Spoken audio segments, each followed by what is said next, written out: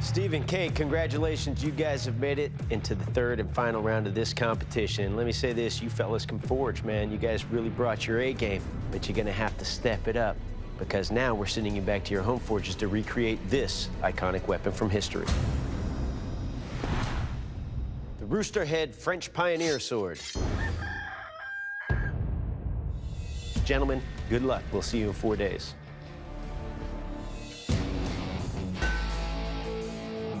We're here in Lauranja, Louisiana, and I'm ready to get going. We're gonna try to whack this piece of metal out and get it into profile. I start off at the tip because it's probably the most demanding, and I'll work my way back from there. Traditionally, these blades have a slight saber-type bend in them, so I heat it up, and I whack it over the end of the anvil. I'm very tired, but I got the forging of my blade done. While I'm waiting for it to cool off, I'm just gonna go work on my rooster head pommel. I found this chicken head. I thought it would be perfect so I can make the mold to cast with bronze. I wasn't able to heat treat, but what I didn't get done on the blade, I got done on my molds, so still feel like I'm on track. So it's the morning of day 2, and I've got a lot of work to do today. I have to cut my saw teeth into the back. Now I'm ready for the heat treat. This is proving a little more difficult than I thought it'd be to get an even heat.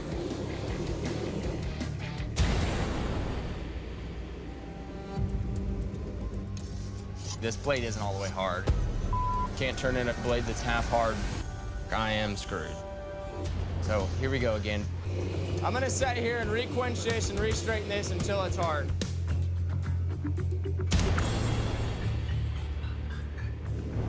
There's some flames, that's what we want to see. I file test it, it's skating like glass. That's a hard blade. I'm starting off the day grinding my fullers. Don't know how that's gonna go. One danger of having a double-sided fuller is you can grind straight through your blade. And so I just kind of go down the blade and check and make sure I'm not doing that. I gotta sharpen the saw back too. I don't know what they're gonna test this thing on. Hopefully it'll hog away some stuff.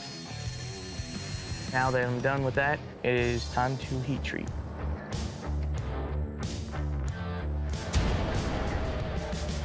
It's hard.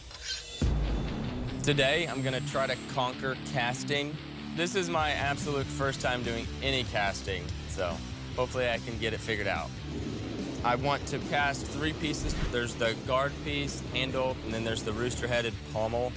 My first casting is just a piece of bronze that's gonna be the guard with the upswept quillions. All right, that's way more than enough for a guard. I have the guard cast, which I'm pretty happy about. I have the handle cast.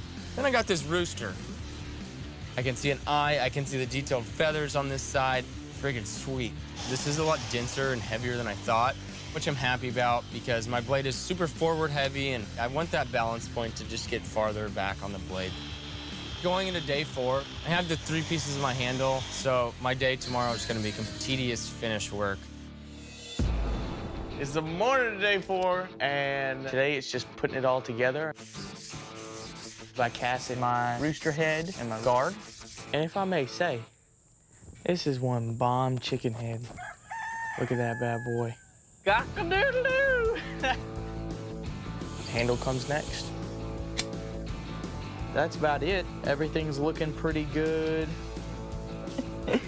I got it for All right, bladesmiths, your blades look lovely, but are they deadly? I'm gonna take your weapons and deliver some lethal cuts and slashes on this goat carcass.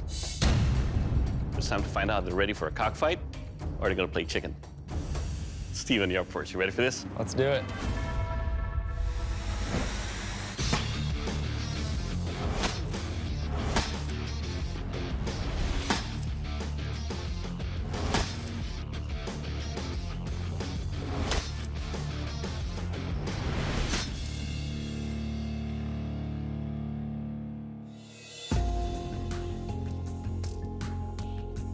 All right, Steven, let's talk about your sword here.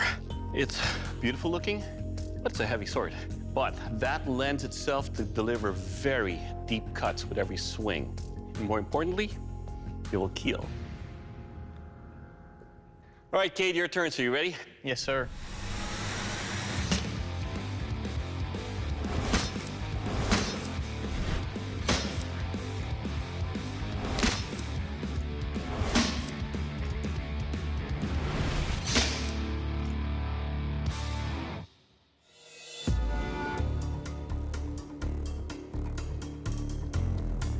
All right, Kate, let's talk about your sword here.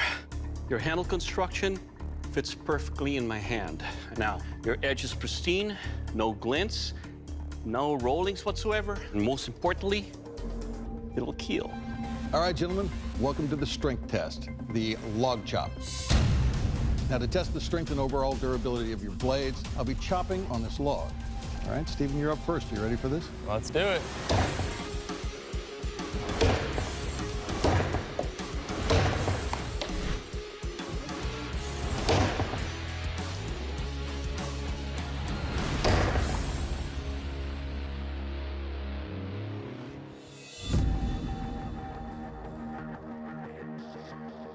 Right, first off, Stephen, nice job on the castings. They're nicely done. Your handle is about an inch too long. It allows my hand to travel around a lot. Your blade took no damage whatsoever. Good job. Thanks. All right, Cade, you're up next. You ready? Yes, sir.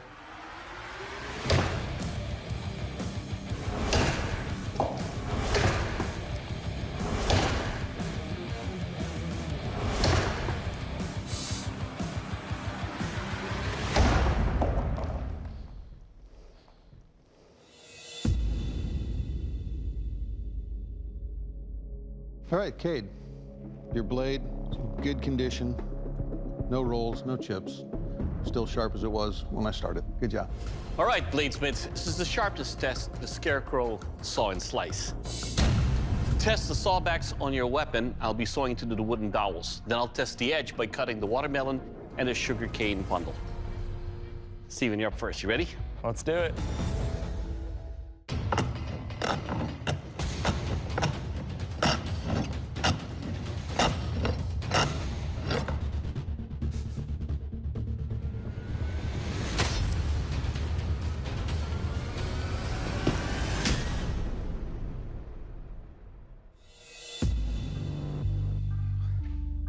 All right, Steven, let's talk about your sawback here.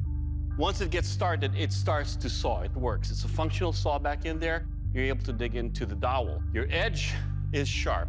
No issues cutting on the watermelon, and the weight alone is going to just chop that whole thing off. Overall, sir, it'll cut. Thank you. All right, Cade, your turn. You ready? Yes, sir.